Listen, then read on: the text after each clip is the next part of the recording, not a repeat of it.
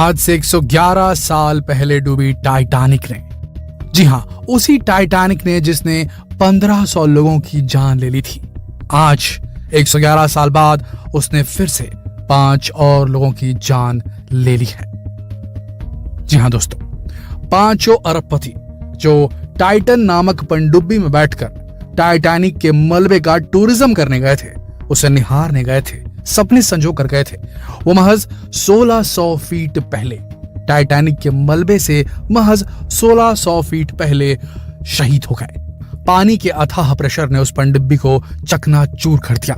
उसका मलबा तक पूरा खोजना और उनकी डेड बॉडीज तक को खोजना नामुमकिन सा हो गया है दोस्तों। जी हां दोस्तों, सतह से 3.3 किलोमीटर नीचे समंदर की तलहटी में इतना अधिक प्रेशर होता है जितना सतह पर 390 गुना ज्यादा प्रेशर होता है। सतह से पानी के अंदर नीचे 3.3 किलोमीटर में इतना वाटर प्रेशर कि मान के चलिए कि इनकी जब मृत्यु हुई होगी, जब इम्प्लोजन हुआ होगा टाइटन पनडुब्बी के अंदर, तो अंदर बैठे लोगों को बस ऐसा महसूस हुआ होगा जैसे कि स्विच ऑफ हो गया, बटन पुश किया, लाइट बंद और सीधा मौत।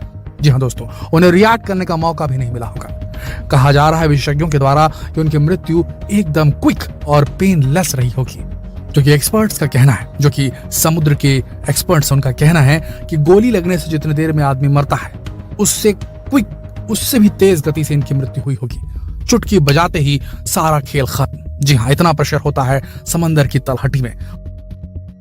पानी का कॉलम, भारी पानी का कॉलम, इतने किलोमीटर ऊपर पानी का जो कॉलम है, जब वो प्रेशर बनाता है तो हर चीज, ये समझ के चलिए, जो एक्सपर्ट्स बता रहे हैं कि एम्पायर स्टेट बिल्डिंग, अमेरिका की एम्पायर स्टेट बिल्डिंग जो है, उसका प्रेशर समझ लीजिए वो आपके ऊपर काम कर रही है चारों तरफ से। उतना ही प्रेशर लग रहा है जितना कि एक एम्पायर स्टेट बिल्डिंग का वजन है, सारी ओर से उतना ही प्रेशर पड़ेगा। हर एक इंच पर उतना ही प्रेशर पड़ता है समंदर की नीचे तलहटी में। एक तो विजिबिलिटी 0 रहती है, कुछ भी नजर नहीं आता। जिस गहराई में मिला है मलबा इस टाइटन पनडुब्बी का, जिसमें अरबपति सारे सवार होकर गए थे टाइटैनिक का मलबा देखने के लिए, 2 करोड़ का महंगा टिकट खरीद करके, एक अग्रीमेंट पर पहले ही साइन करके कि भैया ये लाइफ थ्रेटनिंग हो सकता है, ये मिशन आपका जो टूरिज्म होने वाला है अभी ये टाइटैनिक का, ये लाइफ थ्रेटनिंग हो सकता है, आपकी जान जा सकती है, पहले ही साइन करवा लिया जाता है इस प्रकार के मिशंस पे। जी हाँ दोस्तों, सबसे बड़ी बात, ओशन गेट कंपनी जिसने ये टाइटन पनडुब्बी बनाई थी, उसके खुद के सीईओ जो मैनेज कर रहे थे इस पूरी ट्रिप को,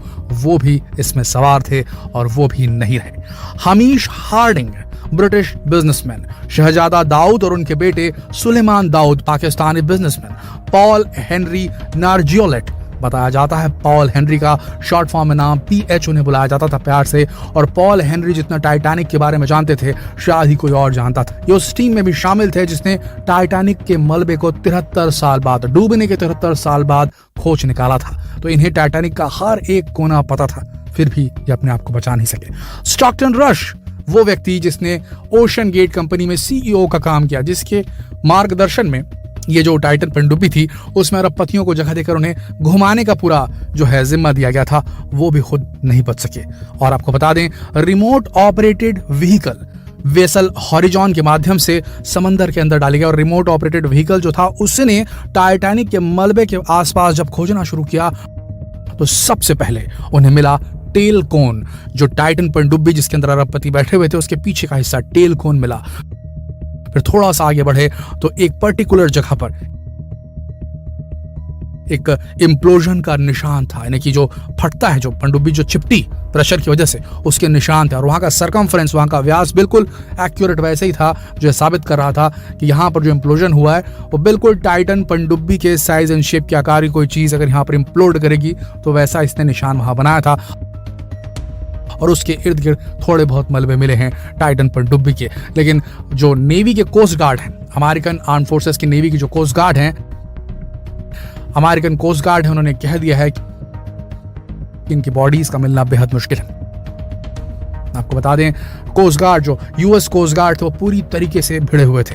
क्या ही प्लेन्स, क्या ही शिप्स, क्या ही सबमरीन्स, और उसके बाद में रिमोट ऑपरेटेड व्हीकल्स भी भेजा गया था समंदर के नीचे। 10,000 स्क्वायर किलोमीटर के एरिया को छाना जा रहा था इनके द्वारा, और उसके बाद 72 घंटे के बाद अब जाके मिला है सबूत कि वो 5 लोग अब नहीं बचे होंगे। ना उनके अवशेष मिलने के कोई भी चांसेस है। दोस्तों, अब इसके बाद एक बड़ा प्रश्न चिन्ह लग गया है समंदर के अंदर इस प्रकार का टूरिज्म कराने वालों पर। इस प्रकार का टूरिज्म जिसमें जान का जोखिम होता है। दुनिया जानती है कि समंदर की जो गहराइयां हैं वो बेहद खतरनाक है, और यहां का एक्सप्लोरेशन अगर करना है तो ये सिर्फ बड़े बड़े देशों की बड़ी बड़ी नेवीज की सबमरीन ही कर सकती है, जिनके पास में ट्राइड एंड टेस्टेड वेसल्स होती है, पनडुब्बियां होती है।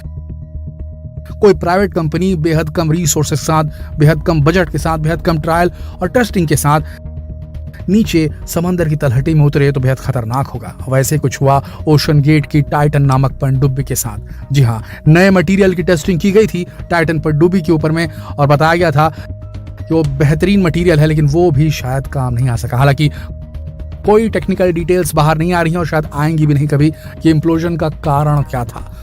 आपको बताएं, यहां पर इनको डे ट्रिप करवाया जाता था। 8 घंटे की डाइव होती थी। ऊपर में एक शिप होती थी, उससे कनेक्शन में रहती थी पनडुब्बी नीचे जाती थी, ऊपर में जो शिप रहती थी उससे कनेक्टेड रहती थी। अब ये 8 घंटे की डिप थी।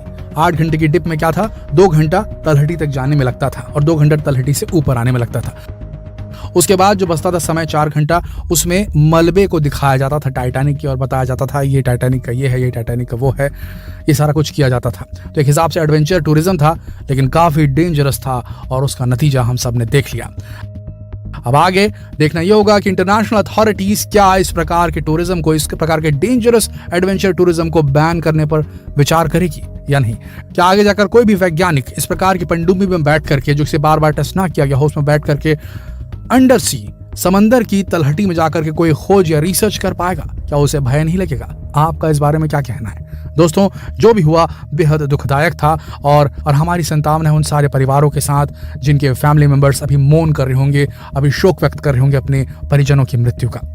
आशा करते हैं कि इस प्रकार की जितनी भी सबमरीन एजेंसीज होंगी, जितनी भी इस प्रकार की एडवेंचर टूरिज्म वाली जो कंपनीज होगी, जो न सिर्फ अंडर वाटर बल्कि और भी किसी प्रकार का एडवेंचर या एडवेंचर टूरिज्म कराती होगी, तो उसके ऊपर किसी प्रकार की इंटरनेशनल अथॉरिटी का, या किसी भी देश की हो तो उस देश के अथॉरिटी का कुछ न कुछ वहां रूल्स एंड रेगुलेशन वहां फॉलो करवाया जाए।